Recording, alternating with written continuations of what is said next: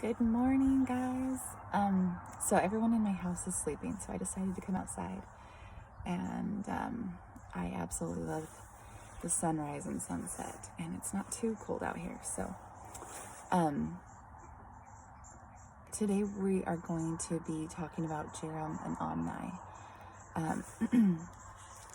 And so for your reading assignment, I want you to read Jarom 1, 7 through 12, and also Omni 1, 26. And in Jarom, we learn that the Nephites made all preparations for war. And because they were prepared, the Lamanites did not prosper against them. So I want you to think about what physical preparations are you making to battle against the world. And then we're going to talk about two preparations. One, these physical, and then they also made spiritual preparations. And as you read verse 11, their prophets and leaders taught the people the ways of the Lord, and they labored diligently, exhorting with all long-suffering to teach the law of Moses and look forward to the Messiah and believe in him to come as though he had already had. And this stirred them up into repentance. And so I want you to think about what spiritual preparations are you making, like these Nephites, to battle against the world. Just think about those questions. I don't need you to message me. I just want you to think about those preparations that you're making.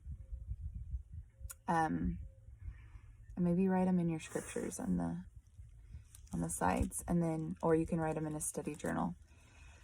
And then I want to talk for just a minute about this history here. So the book of Jarom and Omni cover a huge time period, like almost 200 years. And there's some really great history here. So I'm not sure if you've read it or not already, but there's different people that are getting passed down the plates, okay? And after several of them, a man named Amalekite gets the plates, and he talks about how Mosiah, the first Mosiah, king of the land, he was told of the Lord that he needed to flee, and he went to the land of Zarahemla. And when he went there, they discovered a people who were called the people of Zarahemla.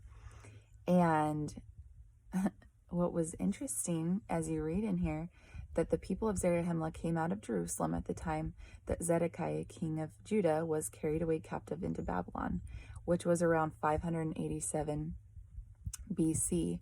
So these people who lived in the land of Zarahemla, which was north of the land of Nephi where they had lived, they were about a 3 weeks journey, and they both lived on this continent, and they didn't even know about each other this whole time. And they both left Jerusalem almost the same time.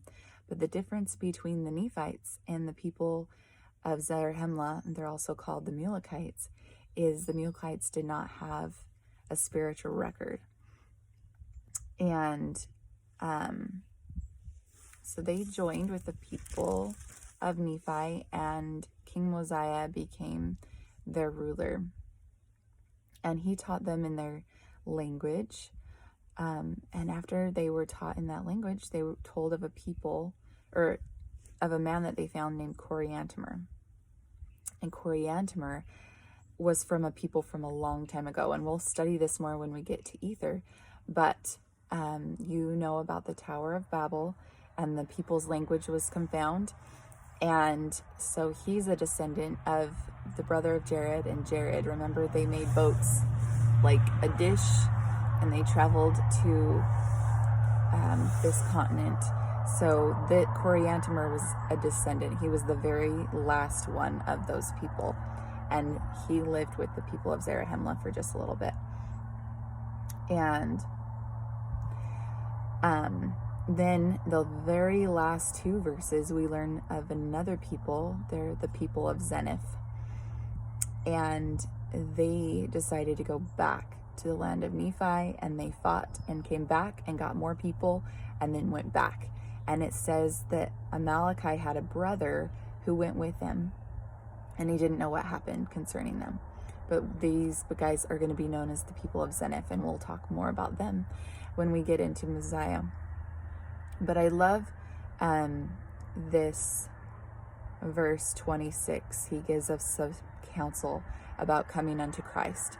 And so what I want you to do is reply to me.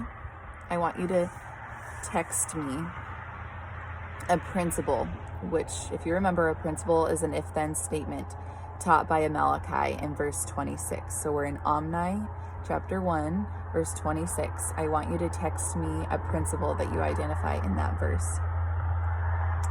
And